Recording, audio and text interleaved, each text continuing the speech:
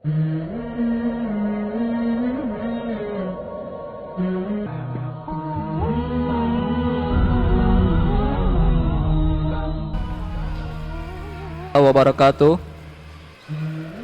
Bismillahirrahmanirrahim. Alhamdulillah, dengan sangat bahagia sekali saya bisa bertemu dengan ayah, Abu.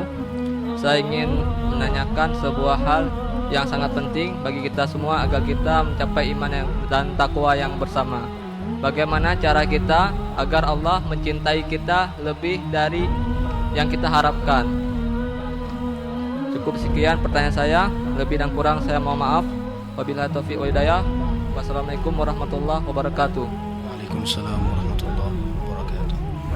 Kalau kita ingin dicintai oleh Allah, balaslah cinta Allah dulu. Hanya bertepuk sebelah tangan Allah hangga temcin.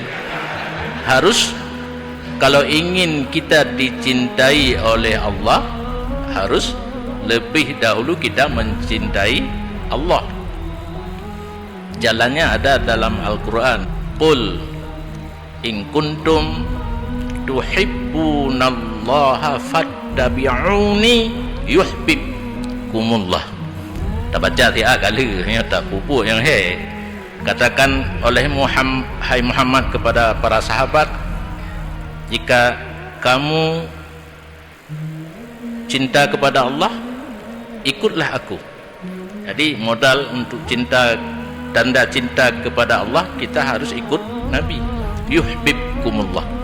Hasilnya, apabila kita mengikut Nabi, berarti kita cinta kepada Allah, pasti Allah cinta kepada kita.